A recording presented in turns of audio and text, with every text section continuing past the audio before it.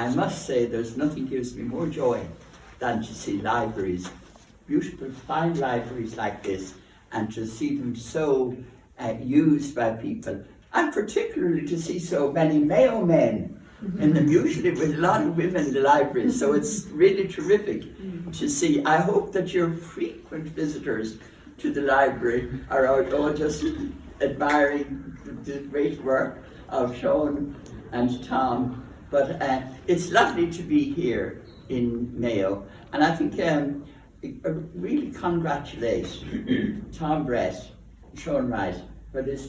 It's a beautiful publication. You said it's really the layout of it, the quality of the paper and the print, and all that makes it so readable, I think. So it's just beautiful to read, and it's also, I think, a treasure to keep. I really see it being in people's house, you know, where as children you get to know your country, and for people away who's, you know, rear their families away, for them to know the roots, because I think our roots are so important for us. You know, what are we on our own? You know, and it's almost only in later life that you really come back to your roots. And it's, you know, like all the poets talked about it, you know, that oft in lonely rooms in mid-towns and cities I have, you know, heard them heard it in along the heart and coming into the deeper mind with wonderful relaxation or whatever. That it's the kind of the essence of creativity, which is creativity. And I think you get that. There's no way your senses will ever be as sharp again in that way as when you're young. You know, that I'm sure for all of you, you could just walk into your house wherever you were born and walk down the road by it, and the grass and the trees, everything you see them sensorially. You know, the texture and the smell and that, and it's where we get our love of nature and therefore our love of life. And that, I think that's what when it goes, if you go away from Mayo, you know, wherever you go away from, that's where your foundation is.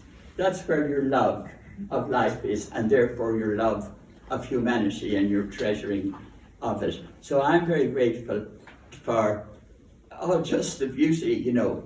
And as I say, you don't always, you know, you love it when you're little, but you don't really, it's in the consciousness comes at a later stage when you recollect it in other places. And as you get older, you know, it's like Beckett says, it comes to support you through the day, you know. It's things like, what are these wonderful lines, you know, and then some of the classics that stay with you to support you through your day. And I think that's what our memories, and what's our thing of our Mayo, and this thing of celebrating.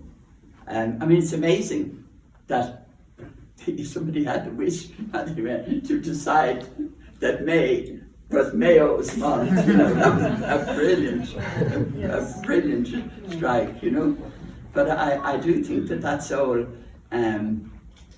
just very important, that we're all here together and that we're bound together by that, our youth, our childhood here, and our hopes, you know, for the future and for our families. And this book, as I say, it's a treasure. It has everything.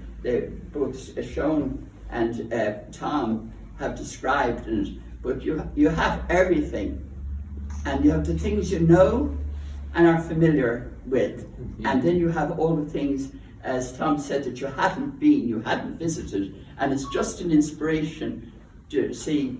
And I think there's more of an inspiration now with the Great Atlantic Way and with all of the greenways, and during COVID being out in nature, a great sense of, oh God, Ireland is an exciting place. Mayo is an exciting place to go and have your holiday, or go up to Mulranny and go out along the Greenway to Achill, or to go to, you know, up to Pontoon and continuation of Connemara. You know, there's so much wonderful stuff in Mayo. So, I mean, it's so vast. What's the second biggest county, I think, in Ireland? So there is so much in it. And it's just such a long history. It's been so much involved in our history, which I think we're all is very important, I think, for our roots as well, and for our particular political roots and everything else, and our sense of commitment to humanity, to our country, as patriots, to know the part that we played in the history of Ireland.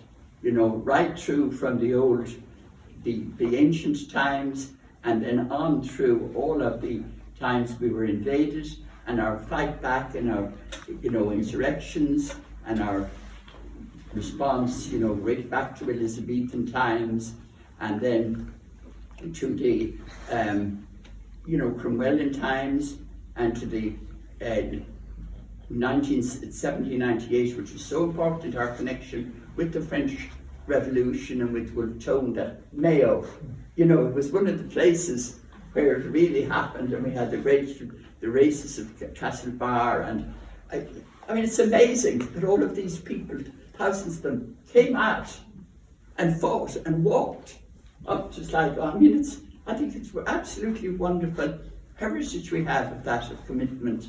So I think that's good for us, that kind of roots. And I think even that part in the book where it has all songs and the importance of our music and our songs.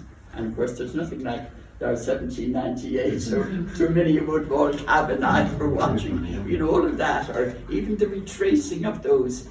We were here for all of that, of retracing the steps up to Ballina, to the Strand where they came in, and to the house there, and to Moore Hall, and to the establishing here in the Mall to establish the first republic in Ireland. So I know I'm going on, but I think it's really nice being here with you, and I think that this book is such a beautiful publication, as I said. You know, the layout of it, the quality of the paper, the print, the photography, and it was lovely the tribute you paid to all of the people who provided the photographs. I mean, they're all a treasure themselves. They really are. And as I say, when you're away and you think these are such an aid to the memory as well, and to bring them back. So I hope that it will be in every house, and that it will be shared in the family, and that it will be shared abroad, because there's so much stuff being thrown at children and everything now, to get that continuity back of where you started out from and where your Irish roots are, and then you embrace everything else as well. I think for a while in Ireland there were a kind of feeling, oh, we shouldn't acknowledge that, we shouldn't acknowledge the pig in the parlour and the all of these things. Well, actually they're really important, and all of these things in the book of our history, they're really important, I think, for the strength for going forward, so you're never alienated in the world. The more you are part of it, backwards in history, sideways, the more you will not be depressed, or the more you will not be alienated. You have all of these resources. You're part of a big family, a big tapestry. Because every little extra bit you get then is just a little bit extra of the puzzle, you know, the jigsaw that you're putting together. So I think it's absolutely beautiful. The photographs are all lovely, and it's just lovely reading, getting to know a lot of things.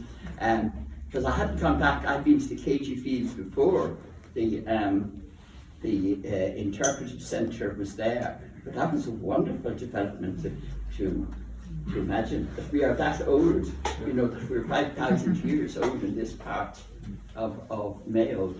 It's really, really great. So, except that my age is against me, I would love to go off and to explore all these wonderful places in Mayo, but I have lovely memories of all the places, and reading this book brought so many of them back.